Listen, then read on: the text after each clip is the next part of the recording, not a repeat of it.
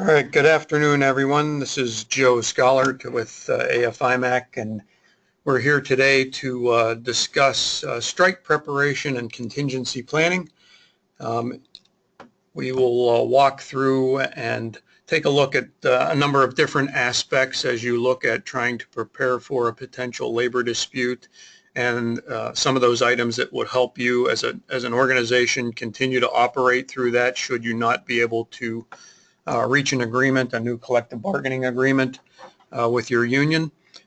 So we're going to go through and take a look at some strategies that would be used, some of the things that would impact your business, some of the things that you should take into consideration to make sure you in fact are successful in having to continue to operate your business, from not only the production side or the delivery of service and or product, but also from a security perspective and protecting your organization's assets as well.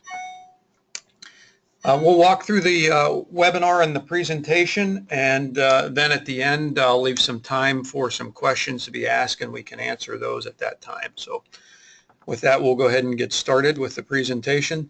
So some of the things that we'll look at, as I mentioned, as far as the program, some of the preliminary decisions that need to be made. These are items that you need to look at before you sit down and you put your plan together. Some pre-strike activities on what to expect as you are in negotiations and you are leading up to that collective bargaining agreement set to expire. What you can expect as far as picket line activity. Precautions for crossing picket lines. You continue to operate, you're going to have employees, exempt individuals, management individuals, as well as visitors or guests who would be crossing the picket lines, and some of the precautions that you need to take into consideration for crossing those picket lines. We'll actually touch a little bit on forbidden picket line conduct. We don't represent ourselves to be attorneys, nor do I. From a legal perspective, but we do have a very good understanding of the National Labor Relations Act, and we can talk a little bit about forbidden picket line conduct as a result of what can and cannot be done on a picket line, not only from the management side, but also from the union members side as well. We'll talk about a little bit about response to certain incidents and how that should be handled and addressed. Documentation of strike activity. We'll talk in depth about the need for documenting items and or activities or illegal activities or any activities, quite honestly, as it relates to how strikes have changed over the years, from kind of being one on the picket line to one in the courtroom, and how documenting strike activity is extremely important. And then we'll talk finally a little bit about the business impact of a labor dispute, what you can expect as it relates to the impact on your overall business.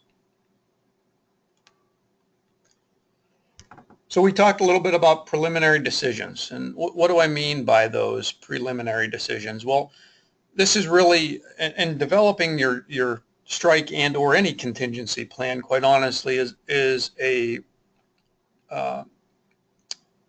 top-down business decision. And what I mean is you need buy-in and support from the highest levels of your organization down through those individuals who might be supervisors, who might be out on your floor or dealing with the employees directly. So some of the things that you need to determine exactly is, will you continue to operate during a labor dispute? Will you shut the facility down? Will you go into an idle mode? Will you reduce? You may not operate at 100%, but you may decide that you want to operate at 60% based upon contracts that are in place, obligations to customers, things of that nature. So there's a number of different things between continuing to operate and shutting down totally. As I mentioned, take a look at your inventory, take a look at your commitments to those customers as well, and determine exactly what you're going to do, and also consider those internal resources that you'd be able to bring to bear to help you continue to operate, as well as outside services or companies from outside your organization that you'd reach out to bring in. That'll help kind of develop that overall plan on what you want to do and at what level you want to operate. You can operate anywhere from 10% to 100% depending upon where you're at. You also want to take into consideration kind of where you want to be at a certain time.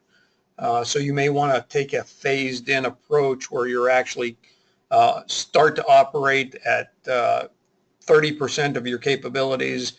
By week 2 or 3, you want to be at 60%. By week 6, you want to be at 80%, and by week 8, should the labor dispute still be going on, you want to be at 100%. So you can take that ramp up approach to your operation as well.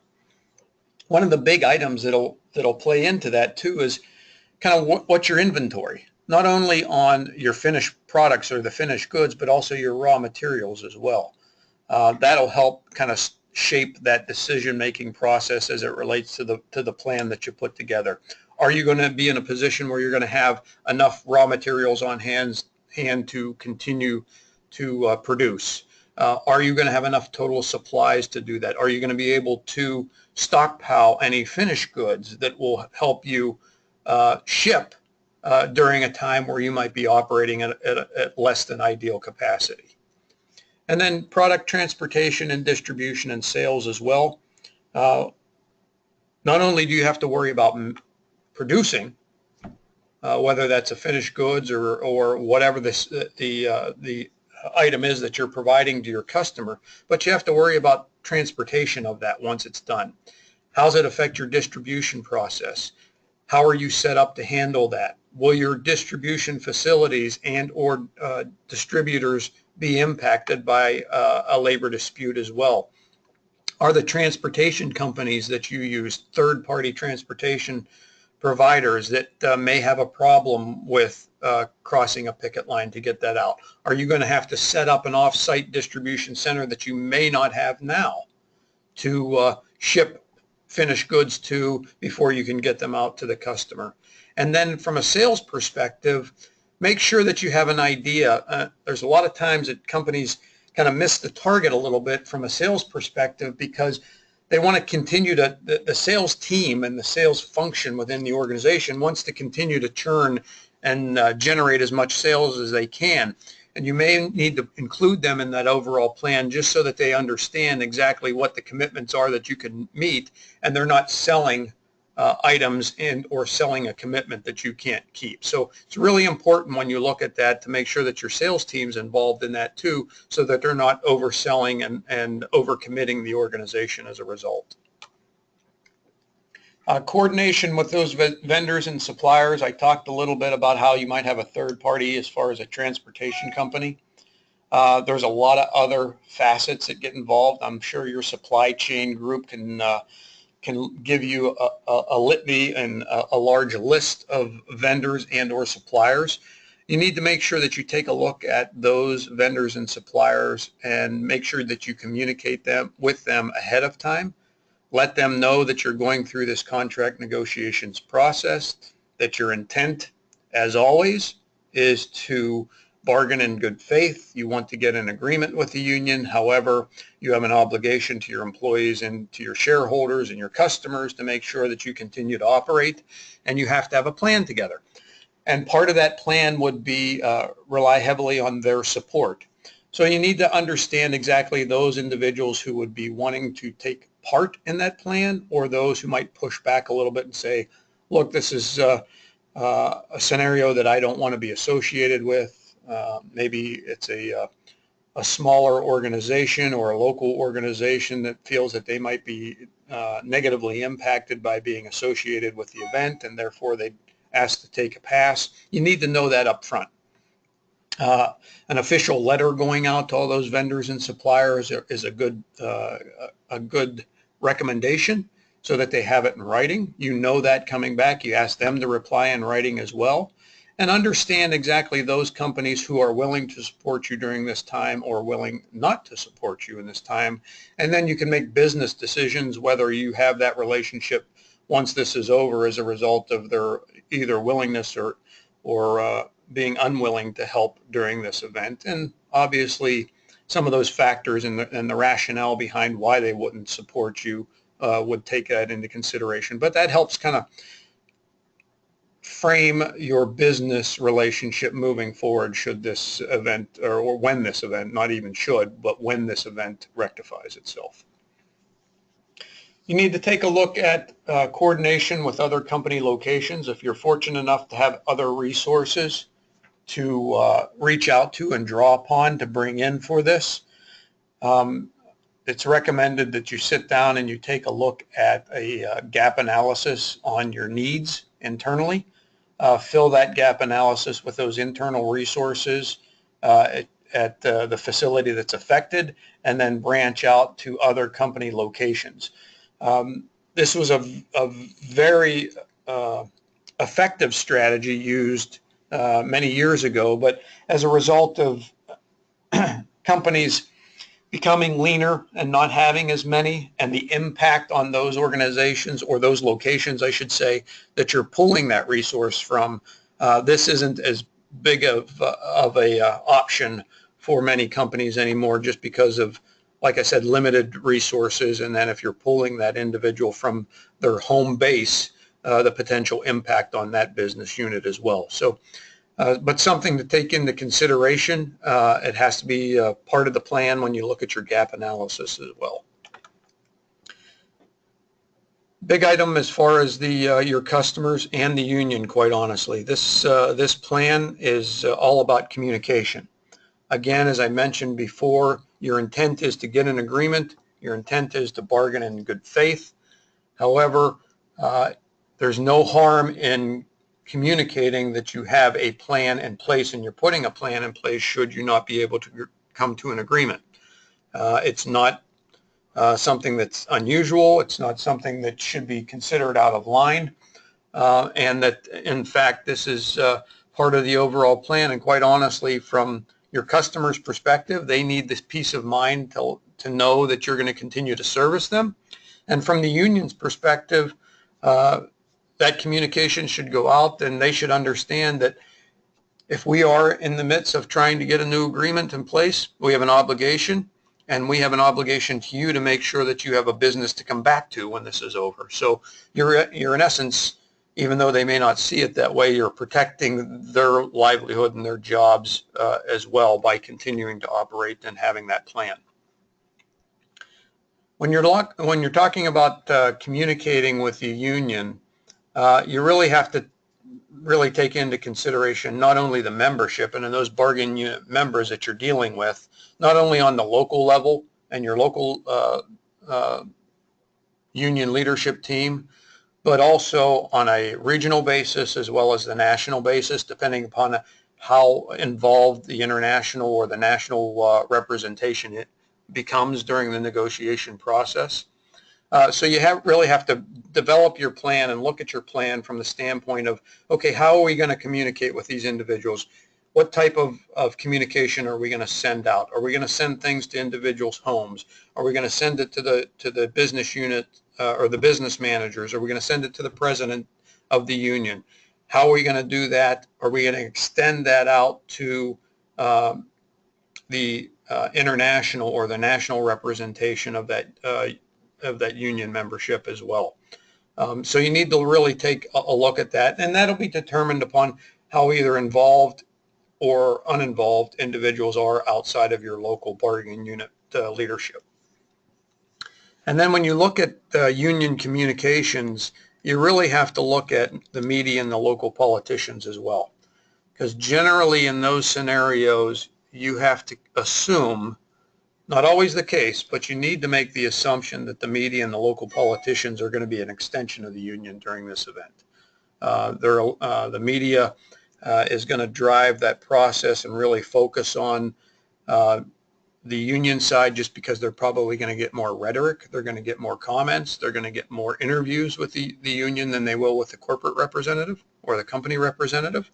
And then the local politicians are obviously elected by those constituents, so generally they're going to fall on that side of the fence as well. So when you're looking at that communication process, you really need to take a look at the media and the local politicians as well, and factor them and how you're going to communicate with them. So some pre-work stoppage coordination. Again, communicate with your customers. Let them know that you're potentially going to experience a labor dispute. And it's not there to frighten them, or it's not there, or it shouldn't be done in a manner that gives any indication that you won't be able to meet any needs that they have. But it is out of courtesy, you're letting them know that there's a potential that this may, and then also inform them as much as needed and as much as warranted, quite honestly, in your plan and how it might affect something, whether that's they're going to be receiving shipments from somewhere else. It may delay some delivery times, whatever the case may be. But generally, people are going to be able to be accepting of that, as opposed to not knowing and then calling up and wondering why they're not getting the same customer service and or response that they were before. Your suppliers, I mentioned again, it's extremely important to deal with them. You don't want to have a well thought out plan and put it into play and execute on that plan, and then have a hiccup as a result of a supplier that you didn't reach out to. And then obviously any stakeholders, internal and external stakeholders that may be involved. So whether that's employees, whether that's community leaders, whether that's the community itself, whether it's your shareholders, whatever the case may be, you need to take a look at all stakeholders with that. We're not just talking about the employees and the non-union employees of the organization, but really expand that scope when you're looking at stakeholders and understanding who it impacts on a more broad scale and a holistic approach. Some of the items to take a look at relative to dealing with a work stoppage is to centrally coordinate all work stoppage related matters. And what I mean by that is you don't want a lot of different messaging going out. You want some clear, concise messaging, not only going out, but you want good information coming in as well. So as many of you may have been on a planning committee before, or actually been the chair for a committee as you put together a plan, you know that that's not a one-person job. So you have to have a team to do that. But as you develop that team, and as those team members have very critical and influential roles within the plan, you need to make sure that you kind of bring it back to one area where all that information kind of passes through. How it's received, how it's analyzed, and then how it's disseminated outside of that group as well. You need to look at both external security and a temporary workforce. If you don't have those, that gap analysis reveals that you don't have enough internal resources. There are many organizations out there that can help with that temporary workforce, as well as the external security. And I would recommend that if you have a contract security firm in place right now, that you look at trying to not displace them during the event, but bring on and augment them with a company that has that experience in dealing with labor disputes, how to handle those situations, what to do with evidence, things of that nature. It also helps insulate that security provider when this event is over as well, because more than likely you're going to have that contract security firm in place for a number of years, and it kind of helps remove them from the front line when they're going to be having to deal with those individuals when they come back to work as well. An important piece of the plan too is to factor in some type of meeting with law enforcement and emergency services ahead of a labor dispute of any type. Law enforcement is obviously critical.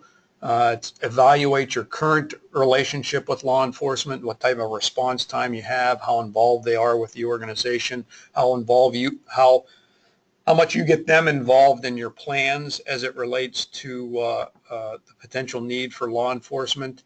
If you haven't reached out or have a liaison with the chief of police or the sheriff's department or any other law enforcement agency that may service your organization there, that you in fact set up that law enforcement liaison meeting. Sit down with them, let them know. Law enforcement is generally going to take the position of they're going to enforce the laws, and they're going to enforce injunctions and or court orders that are put out as a result of the activity. Outside of that, they're probably going to remain very neutral. Some of them may be more receptive to dealing with you. Others will just take a very standoffish approach, and you may not get much support at all. So it's good to know that up front as well, so that you know what you can expect or not expect during a labor dispute from law enforcement. Emergency services obviously is extremely critical should you have an emergency develop on the site, whether that's any type of industrial accident, whether that's an individual that gets hurt, whether that's some type of fire. Make sure you understand exactly kind of those emergency services. Sit down with them, let them know what their procedure is getting into the facility and onto the property in the event of an emergency, what the protocol will be. Obviously, you don't want to delay any response from local law enforcement or emergency services when you need them, so you need to make sure that that's mapped out very well ahead of time. And then from a media standpoint, as I mentioned, the media is going to be looking for anything that they can get. They're going to take information. They're going to take sound bites. They love to operate on sound bites that don't necessarily operate in the same context as they were given. So it's important that you kind of have that one voice. So designate somebody as that media relations person, and anything that is being released to the media, whether that's an internal public relations person that you have, or a communications group that you have, or you actually go out and you use a third party for that PR and communications group. Regardless of how that's handled, it's important that you make sure that you have one voice that's delivering that message. So if anybody follows kind of labor disputes and you look at kind of news releases that come out, generally you see one individual's name on and on and on. It's habitually the same person talking. Well, that's by design, and that's really a good thing to do. From the legal resources standpoint, I mentioned at the beginning of the webinar here that, you know, the dynamics of labor disputes and strikes have changed dramatically.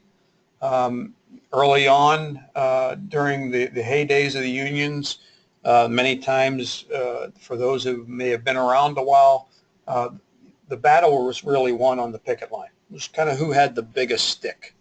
Now it's all about the legal side of things, getting injunctions, temporary restraining orders, being able to gather evidence to take back and take legal action against the union should they violate some of the rules and procedures that are outlined to not only management but the picket captains for the unions as well.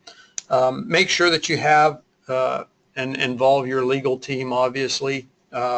As you put this plan together, make sure, in fact, that you're not violating something, you're not setting yourself up for an unfair labor practice charge.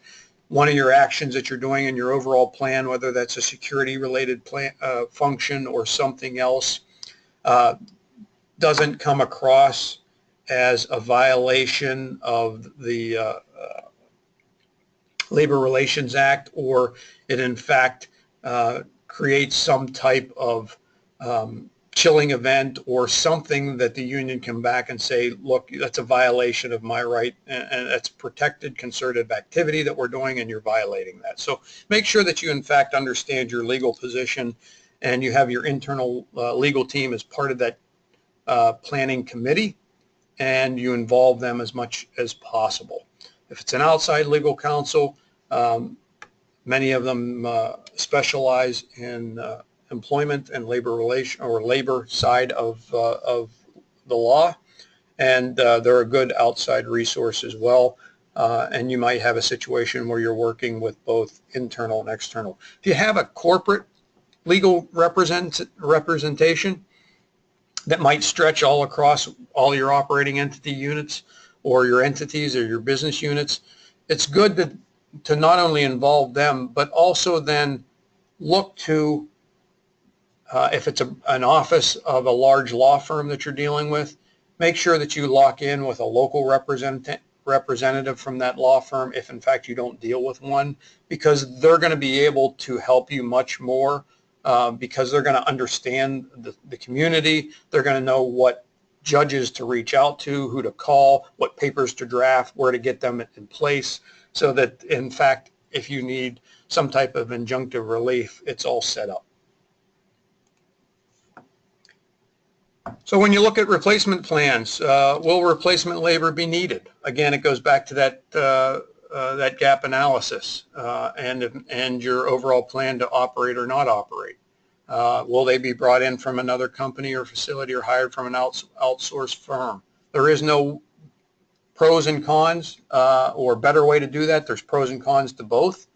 How many different type of workers do you need? If you're looking at bringing individuals in from the outside,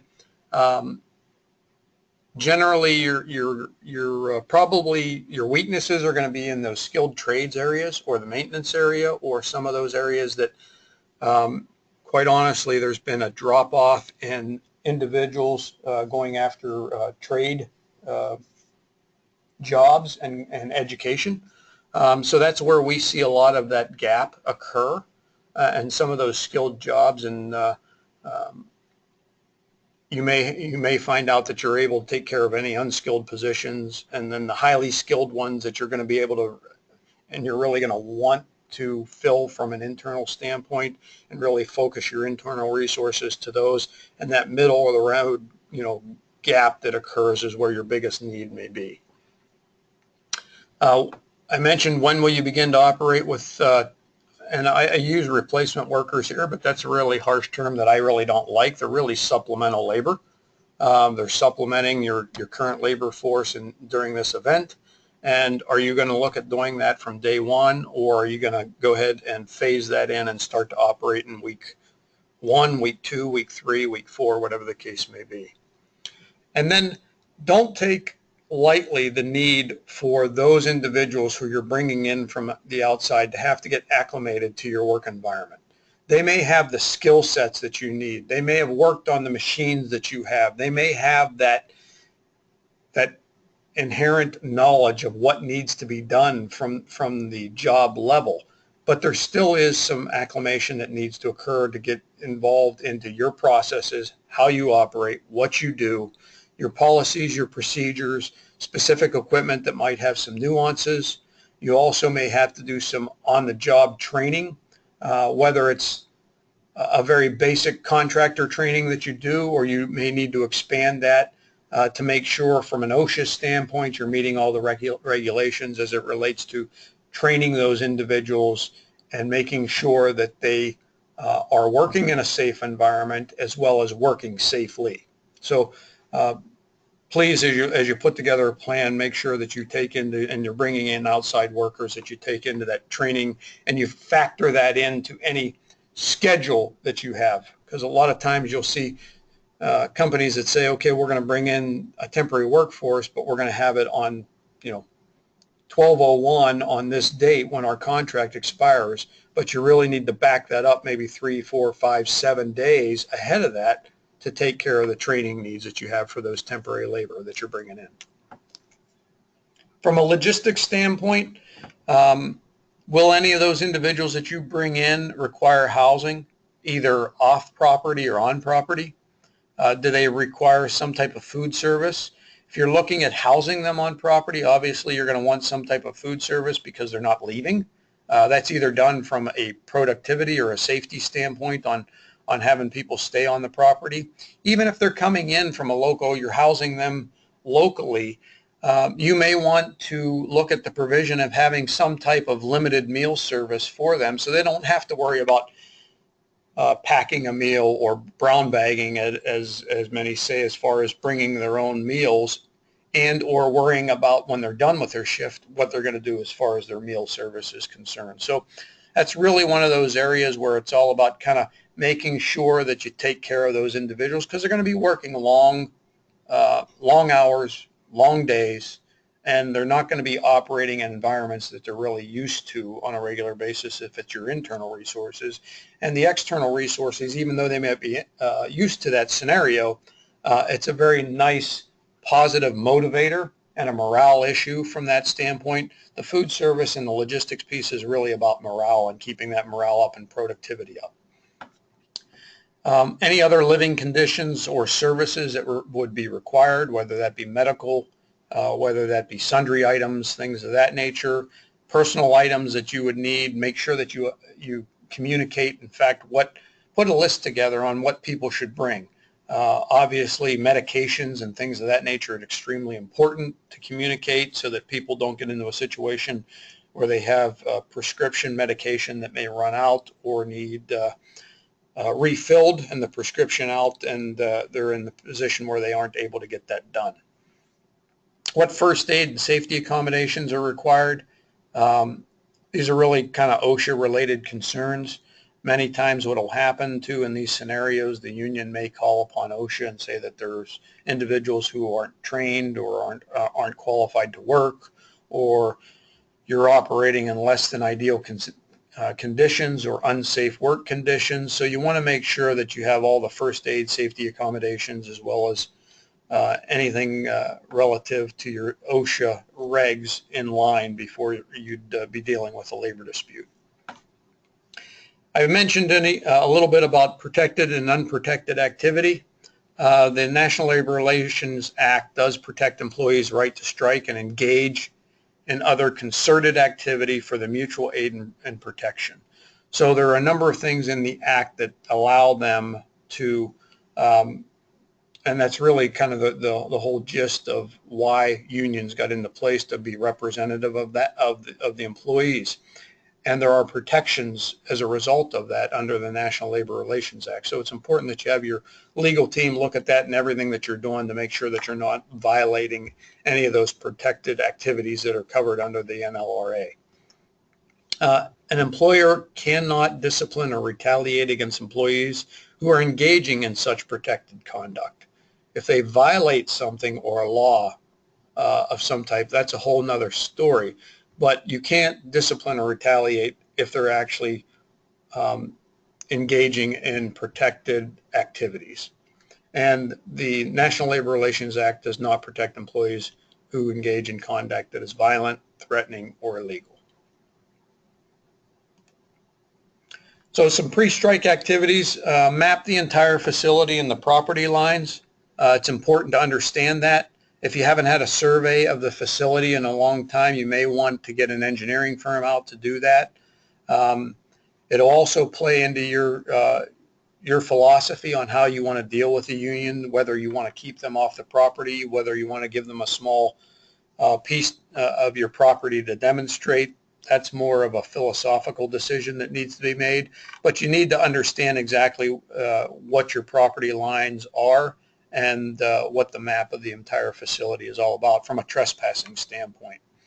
Signage and fencing should be looked at as well. If you have anything that helps protect the perimeter of your facility, make sure that it's not in need of repair, that your signage is up if in fact there are hazardous areas or areas that are off limit, or no trespassing signs, or if in fact there are gates that you have that are only to be utilized by certain individuals and or companies, make sure that signage is all up to date as well.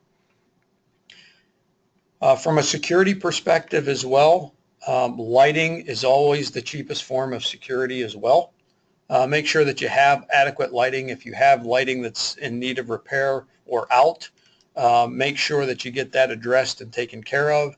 Make sure that if in fact you have areas of the property that need additional lighting, either it's a mission critical area that you need to keep an eye on, or it's just an area where people would be going a lot that doesn't have a lot of light. You'll see, as in the picture there, there's portable light trees that you can get and put up on the property to help enhance the lighting around the facility. Especially at entrances as well. You just need to make sure that you take into consideration how that light might impact if you're by a public road, freeway or road, and the light and how it might impact on drivers. But lighting, as I mentioned, is always the cheapest form of security as well. You may need to modify any security patrols, either increase or redirect those security patrols during a labor dispute. Whether that's the outside security firm or internal contract security firm, doing those security patrols. Maybe they do them on a regular basis anyway as part of their normal day-to-day job, but you may need to just modify how those are done. And then secure all access points as well. Make sure that all gates have proper locks, that you have that information handy. You need to know where you can get those access points repaired and or look at locking them off altogether, or just having some type of controlled access, or having them open all the time. And then any off-site parking is where off-site parking really comes into play when you have individuals who may not be used to crossing picket lines. Your corporate policy or position is that you don't want to have to deal with strike-related damage to personal property. You may just want to limit the amount of crossing of the picket line, so you want to have everyone assemble in one location and bring more people across in one vehicle, or whether that's a bus or individuals carpooling, whatever the case may be.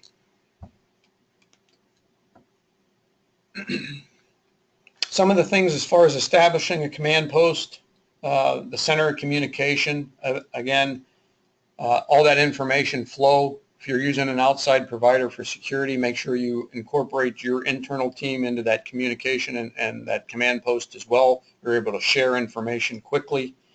Make those adaptations necessary to the perimeter of the property to reduce any sabotage. Establish and ensure the integrity of the reserve or contractor's gate. And what I mean by that is if you have a contractor gate, or you have a gate that is used by a certain amount of people or a certain set of individuals or organizations, you need to make sure that you don't contaminate that entrance as a result of individuals who are coming in on who normally come in on a day-to-day basis for your business during a strike. So you want to make sure that if you have a gate that's designated as a contractor gate, you don't allow people who normally work or people coming in to support normal operations utilize that gate as well. And make sure that you assess the current security camera coverage. You need to make sure that you don't make any modifications to that too close to your contract expiration date, where the union can say that you're making these security modifications as a direct result of trying to keep an eye on them and actually using that as intimidation. Protect vital hard assets and utility feeds. That's extremely important, whether it's utility feeds, cable lines, communication lines of anything, any special barriers that might need to be put into place for protection of electrical lines, substations, things of that nature as well. And then make sure that if you have an access control system, make sure that you can do key control, you can turn off badges, your alarm system's tied into that. If you have a CCTV camera that's tied into that access control system, how often does it write to a digital unit, how long that's kept before you write over it, any traffic redirection or gate closures that you may need to do, and then make sure that your fire suppression systems are active as well. Spare parts for trucks and or vehicles or any other mobile equipment that you may be using. Vehicle glass repair and jack rock sweeps as well. If you're not familiar with jack rocks or some type of foreign object that would be thrown down to help or reduce vehicles from traveling due to flat tires, some things of that nature, make sure that you have a glass repair person on hand so that you can get things taken care of quickly. And then IT considerations such as your servers, remote access criteria, any hacking, things of that nature. Make sure that you take a look at your IT security as well. And you need to make sure that, in fact, if there are individuals within the union that have access to that, you're aware of that and you limit that access as well. And on-site communication system and coordination, communication with all entities as well. Knowing what's normal during a work stoppage will help keep your reaction in perspective. You're going to experience harassment in the community. Disruptive energy will occur within generally the first 48 hours. Should expect misconduct on the picket line early with initial inbound and outbound flow disruptions. That would be before any injunctions have been secured. Rumors will swirl, obviously. That's why it's important that you manage the communications. Things may not happen as quickly as you had hoped in the initial stages of your training or with the temporary workforce that you bring in. And even the most developed plans may, in fact, have some type of hiccup as well. Disruption in emotion does not equal failure. That's a thing that we promote very heavily, is because just because you have some type of disruption or there's emotion that in fact runs high doesn't mean that your overall plan is a failure. So you need to keep that positive perspective as you move through this process as well. So what to expect? Some other things to expect. At home, possible disruption at homes of executives that would include union demonstrations, displays that may be put up in front of people's houses, inflammatory signs being posted in neighborhoods or around the community, as far as, dead animals being placed on properties. You just kind of have to be aware and expect a myriad of different things that might happen depending upon your relationship with the union, how tenuous the negotiations are. Possible disruption in the community as well could include executives and their family, pressure on school-age children by classmates whose parents are in the union, property damage to homes and or vehicles that are either in their driveways or parking lots when they're out in the community. What to expect from a social media standpoint. This is obviously an area that's taken off dramatically in the last number of years. Social media is a very positive vehicle for the unions to use. You need to make sure that it becomes a positive vehicle for you to use as well. You may experience threatening emails or private messages, postings, including false, inflammatory, and threatening or posting of personal information, smear campaigns against the company, online boycotts, union busting rhetoric, spamming campaigns, phishing attacks, things of that nature. The union has become very adept at using social media to rally their cause.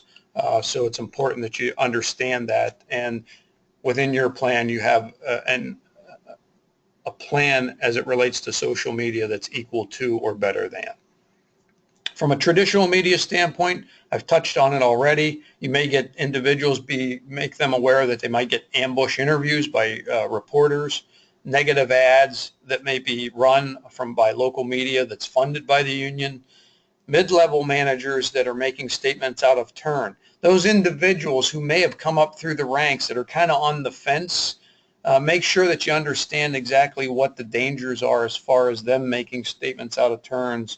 And it's usually, to inflate their status within the company, or they feel that there's something that they need to say, or they're not happy about something. So you need to take a look at those mid-level managers that might have come up through the ranks that aren't quite maybe on board with things, and make sure that you control that with the traditional media as well.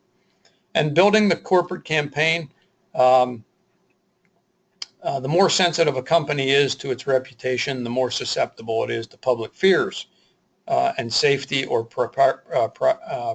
proprietary of its operations. The more likely regulated its business, and the more vulnerable it is to attack. So those are things that you need to think of. It's a very poignant quote that's taken from the book Death of a Thousand Cuts, but it makes a lot of sense. So what to expect from security officers or security that you bring on. Normal guard service is not often adequate for this. You need evidence documentation. Emotions and tensions are very high on the picket lines. You want people that know how to act and when people are acting out of character. It's going to be a very stressful situation. There's going to be verbal abuse that occurs. There's going to be attempts to persuade people not to cross a picket line. There may even be media presence, and picketers will have video cameras as well documenting the activities. and them making false statements or attempting to injure the company's relationships with customers. They want to do something that's going to create a short-term negative impact on you, not long-term necessarily. They're going to walk in lines on on sidewalks or the curbside or streets. They want to obviously garner as much support from they can from the community. There could be mass picketing if you don't have an injunction limiting picketing, so you need to be prepared for that as well, how to handle that scenario. Potential obstruction of the entrance or property, trespassing on the property as well. Picketing, if it is peaceful, is legal. And as far as the police are concerned, that's legal activity. So you need to be aware of that. And the amount of law enforcement assistance, as I mentioned earlier, may be limited to do just manpower shortages that they have. They may have some sympathy with the strikers. A specialized security group contracted in advance is always a good plan, and have them part of your plan development. So when you're crossing a picket line, some things to keep in mind: remain calm, composed, always act professional, never risk your safety or that of anybody who's demonstrating. Try to ignore any name calling. Don't engage individuals, the bottom line. Pay attention to what's going on around you so that you don't get yourself into a situation that's not a positive one.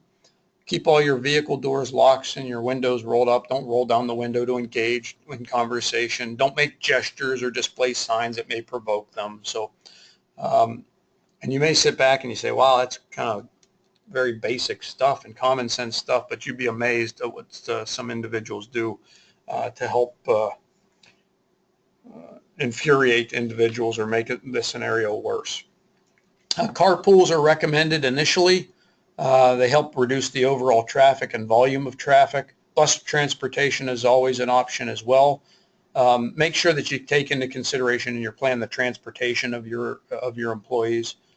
Groups crossing picket lines create witnesses to actions as well. So that's another positive. Don't drive to work with your spouse or a family member. It's not recommended. That if that's the case and you don't want to bring your vehicle in or have your vehicle there, don't have your spouse drive you to work and then expose them to that. And then avoid, and it says trying to, but avoid crossing a picket line on foot, period. Some blocking instructions, obstruction that can occur depending upon state law or where you're at. There are some regulations around if they're allowed to block or not block as far as the entrance, ingress and egress. Remain where you are until police and security assist you. Don't force your way through a picket line. Don't ever attempt to move picketers out of the way with your vehicle. Don't drive through a picket line or drive through the picket line actually only as space is allowed. Very slowly, very carefully. If your vehicle's bumped or rocked or otherwise damaged, stay calm. That's important. Don't get out of the vehicle or open the door. And generally, you're going to be in a situation where security will come out and assist you. So labor dispute communication principles: don't engage, allow critics to steal your issues, malign employees, say no comment if anybody asks you any questions, and never attack the union. What you do want to do is understand and acknowledge and get out in front of any issues, be aggressive with promoting your strengths during this time, communicate early, often, and honestly, communicate first with your employees, and always stay and take the high road. Intimidation and coercion or threats are all obviously forbidden picket line conduct. Damage to property as well. Interference with vehicles by blocking. Again, there are some states that allow a certain amount of blocking to occur, so you need to engage your legal team to find out if that would in fact impact your facility. Threatened violence is never allowed, and it's forbidden picketing activity and any physical violence. Once you're inside the gate, pull it to the side. If you do experience some problem, get out of the way and then deal with it, and deal with the incident that occurred, but don't sit where the incident occurred.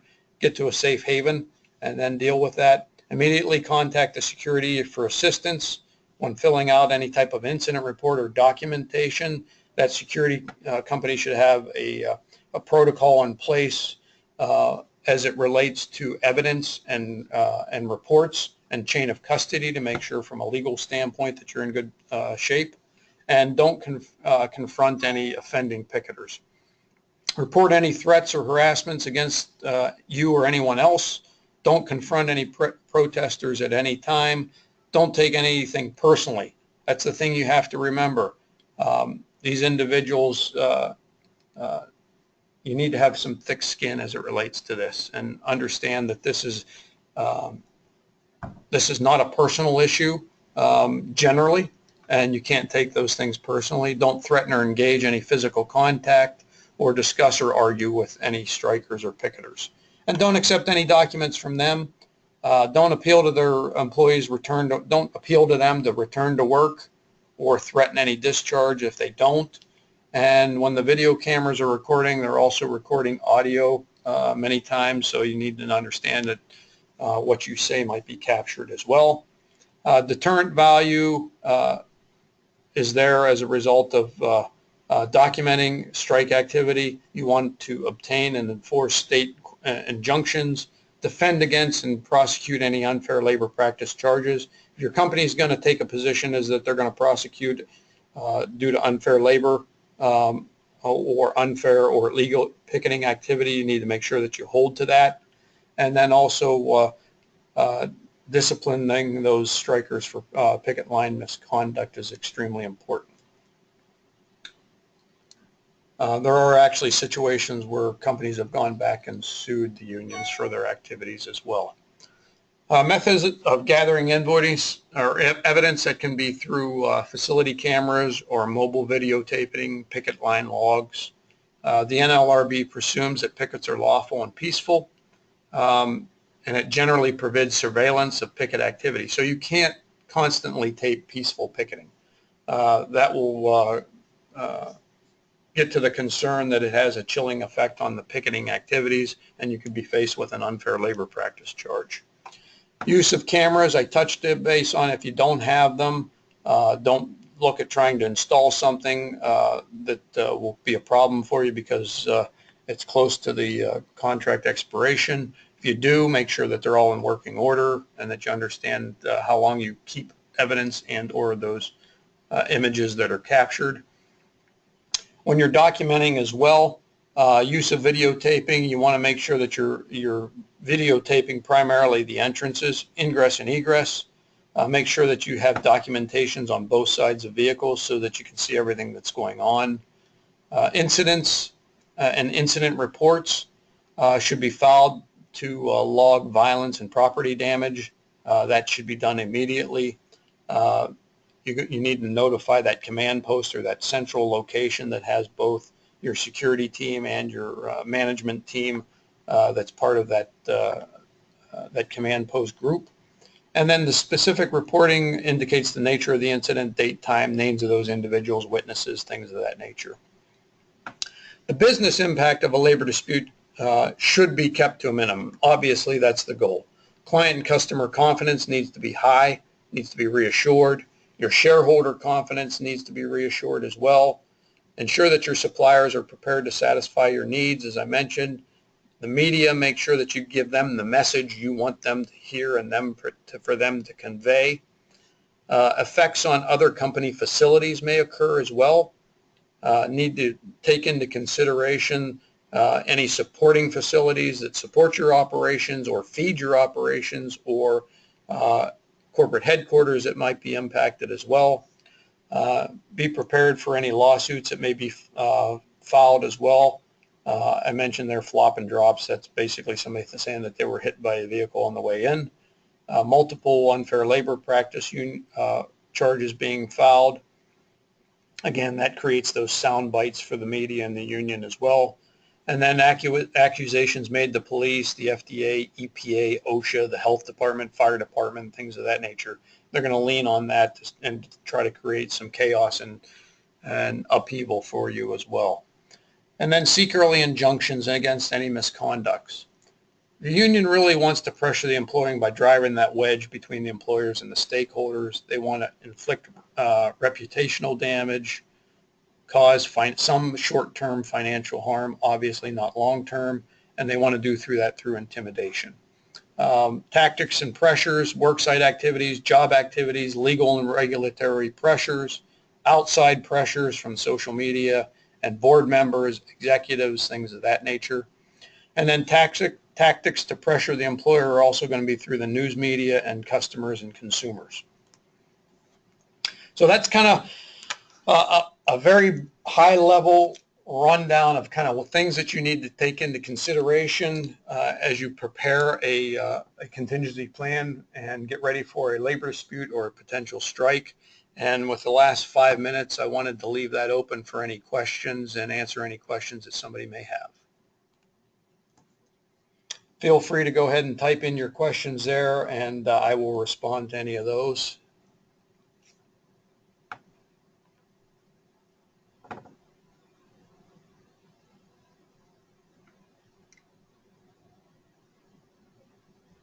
I'll just give a few more minutes to see if anybody has any.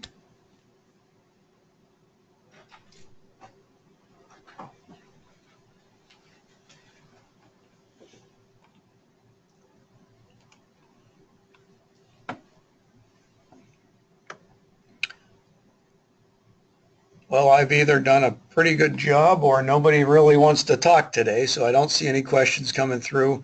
If you happen to think of anything later on, or you just want to call and chat about the presentation overall, ask any questions. My contact information is listed there on the screen as well. Feel free to give me a call. I'll be happy to assist in any way that I can. And I'd like to thank everybody for participating in the webinar today, and hopefully you found it beneficial. And again, I'll offer up that if anybody has any questions, please don't hesitate to contact me directly. Again, thanks for joining, and everybody have a good day.